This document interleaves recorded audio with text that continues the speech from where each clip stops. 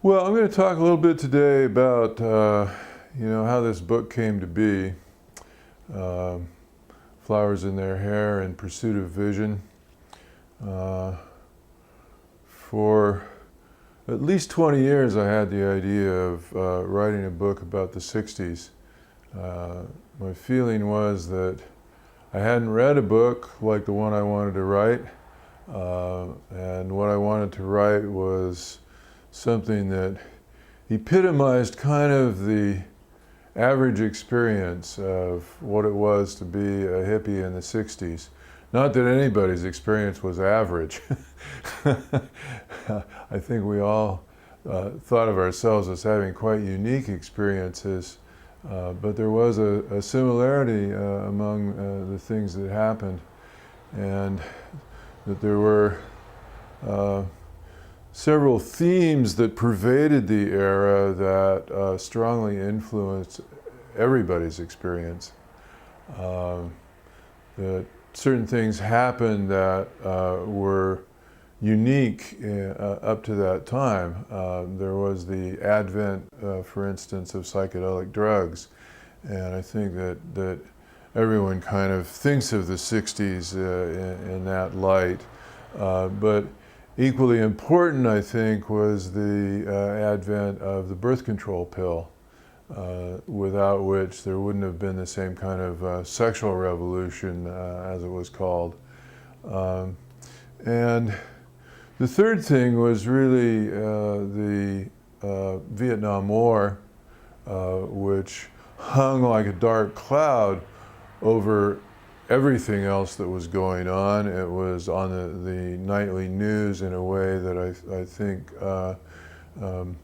people who have grown up in subsequent eras can't imagine, because the current wars are not treated anywhere near in the same graphic and detailed way as Vietnam was. There were nightly body counts and scenes from combat, and there were many more casualties, certainly on our side of that war, than there are in the current wars. And then the fourth thing was this phenomenon of political assassinations, which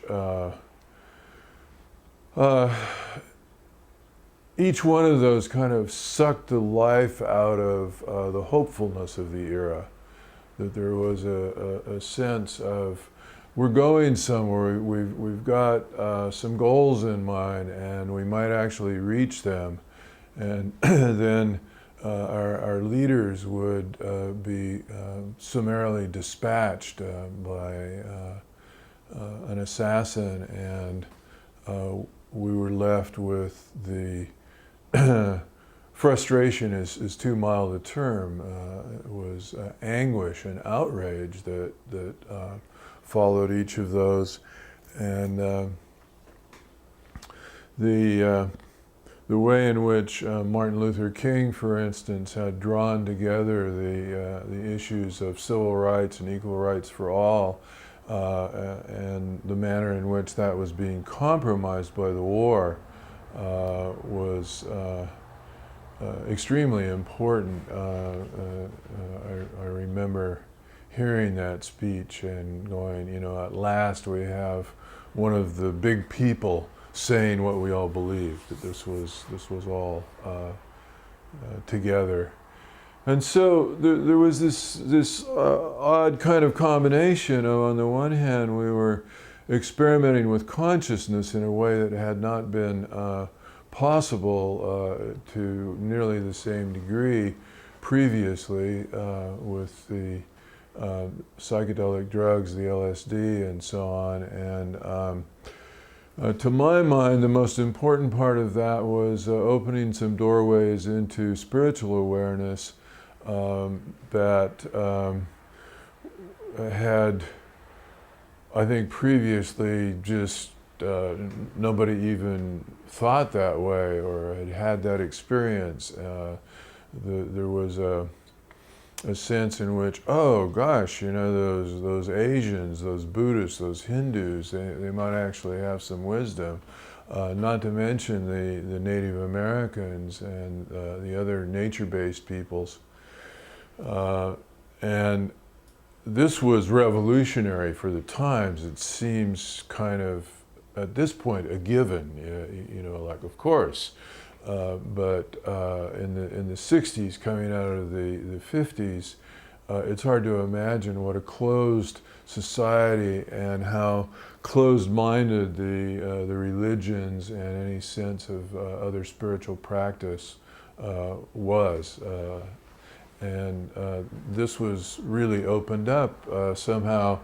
The best aspects of these drugs were that you could have temporarily experiences of spiritual awareness that were based in well, we said the collective unconscious, that we were able to tap into all the experiences that human beings have had since human beings have been on Earth, and maybe beyond that even. And if we wanted to continue with those, of course we had to practice on a daily basis like anybody else. And for some people that was the beginning of a spiritual practice. It was for me.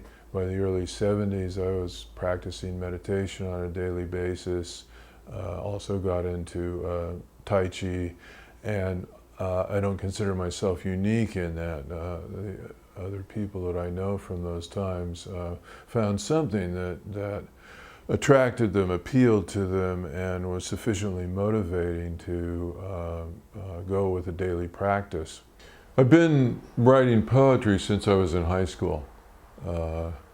And I was initially inspired by the Beat Generation, Jack Kerouac, Lawrence Ferlinghetti, Allen Ginsberg being the big three, all of whom I read and loved and went, wow, this is just like so out there and so cool and so chewy.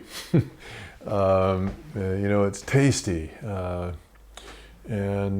So these were really my role models. I wanted to be able to write with the same flair and creativity and ability to tell a story as the three of them each did in their own ways.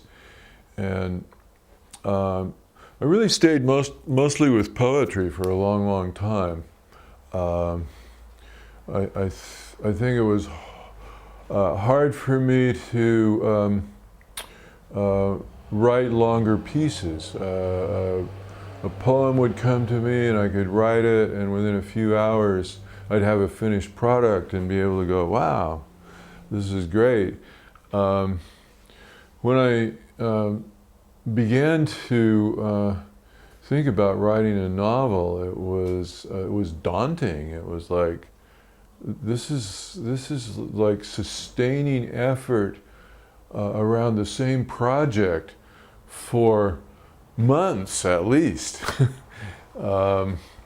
And really the whole process probably took a couple of years, but the first draft was completed in less than a year, because the story had been rattling around in my head, like I say, for 20 years. A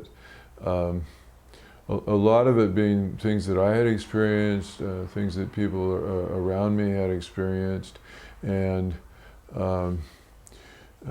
spinning that together, weaving that together in a continuous story was a bit of a challenge, but once I got into it, it was, and I've heard other writers say this, you know, once you get into the story begins to write itself. The characters begin to take on a life of their own. They actually do have voices. That's fun. That's like, I didn't know that before. And as I watched that happen, and almost like these characters were saying, well, I'd like the story to, go this direction. So as I wrote, I was less relying on specific and discrete memories and more allowing the characters to develop themselves and go where they wanted to go. And I felt like the characters agreed with me in terms of the kind of story that we all wanted to tell. The basic theme was not lost; it was just expanded upon. Hey, this is what the '60s was about. It really was this incredible opening of something that has continued to influence us right down to present day. And so how did that happen? What was all that? Because it was so many different things that had influence on us.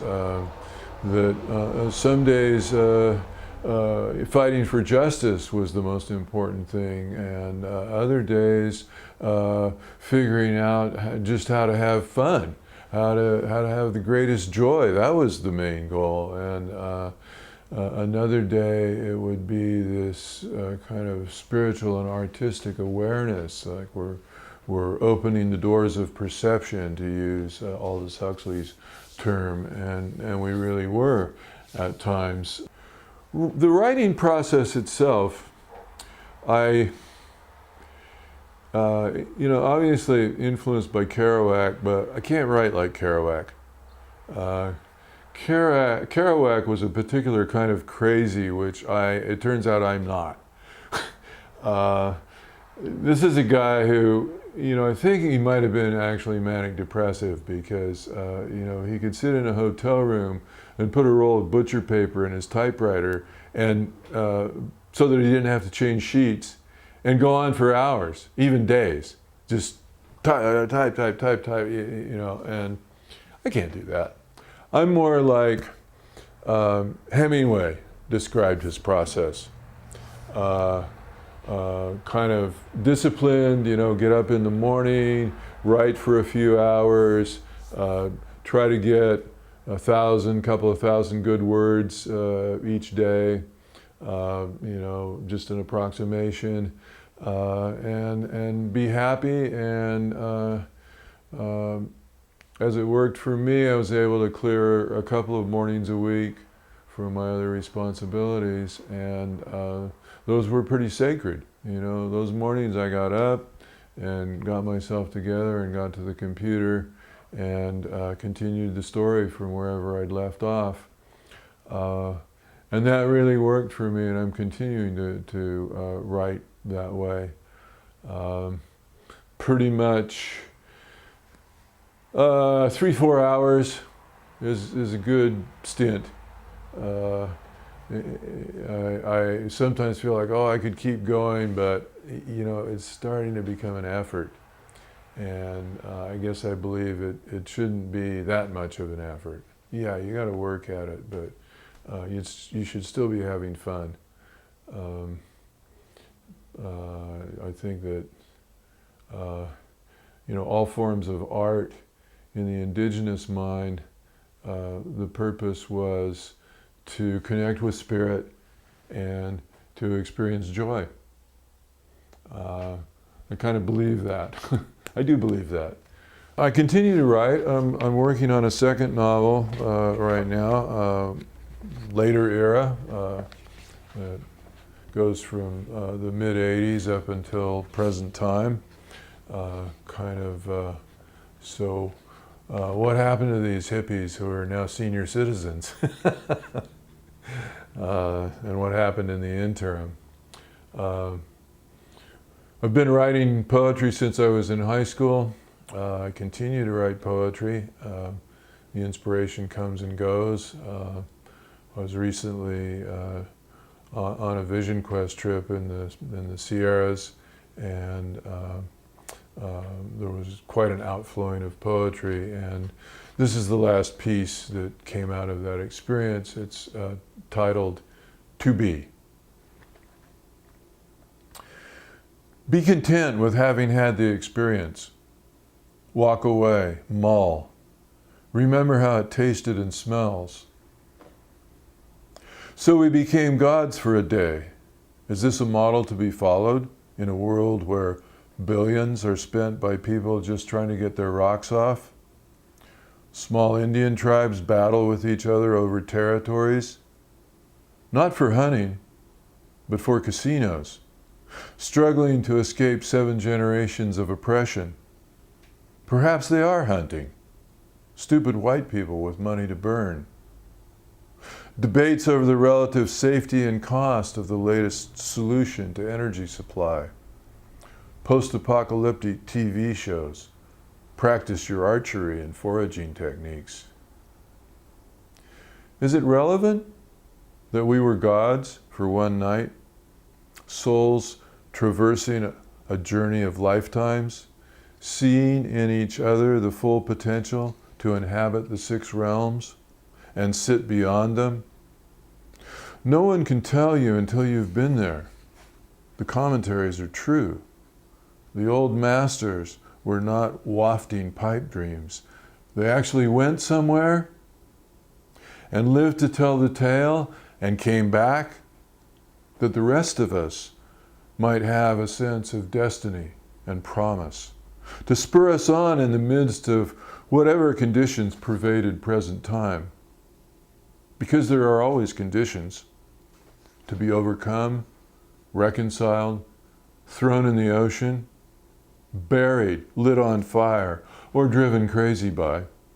There are always conditions to distract our souls from destiny's call, from the promise of a love that knows no craving, but lives an ever-present fulfillment, secure in the knowledge of its durability, needing no object, or content with the 1,000 petals of a floating lotus as object enough. In imitation of the great ones, finding a way to love everyone, not equally, but uniquely. For the beauty way of each soul's true path, and the freedom we all have, in any instant, to be. I'm a storyteller. And I really like other people's stories. Most everybody has a story to tell. Doesn't mean we all have equal skill at telling it, but if we practice at it, we get better. That's one of the things that I've practiced at, this writing craft. I love words and I love putting words together. My mother-in-law, in her 80s, got herself a computer with Windows 95 and wrote a book. And the book was mostly based on snapshots and letters that had exchanged between her and her sister going back to the 1930s. It was absolutely fascinating to read this book about the real experiences of an American woman who married a German man in the early 30s. And you can imagine what drama ensued after that. I won't go into it. It's just one example of what I say. Everybody has a story. If you like telling the story, by all means do it. Find a way to do it. These days you can put yourself on YouTube. I'm still old school. I like writing. I like having that there. And I read a lot of other writers because I'm an admirer still of those that I consider masters of the craft. So if you want to write, write. And at first, don't worry about it too much. Just write a story, and then maybe you take a class or something and get some advice about what works and what doesn't work. But the main thing is, if you like your own story and you're excited about telling it, that's going to communicate. The themes that emerged in the 60s are still important today. We're still working on the goals that got identified and run up the flagpole, so to speak, way back then, 50 years ago now. And I think we're making some progress. But speaking as a scientist for a moment, I would say there's evidence on both sides. There's evidence that we're making progress in certain ways, and there's evidence that we're going to hell in a handbasket in certain ways, which means that the work is still in front of us. The inspiration that we derive from spiritual practice and finding out a way to apply that in our daily lives to create a better world is still very much a part of the mix, maybe a central part of the mix, maybe the most important part of the mix. And as I continue to write about one aspect of, let's say, the post-hippie generation, or latter-day hippies is one of my favorite terms, those of us who survived and are still doing the work, that most of us have not forgotten the dream. We are working on it in light of the various challenges and impediments of the world that we live in. I personally am very hopeful that, for instance, enlightenment is possible. Whatever we might mean by enlightenment. And that the goals that have been articulated really for centuries and go back to the ancients, they are possible for human beings to experience. It's simply a matter of placing our focus there and going for it.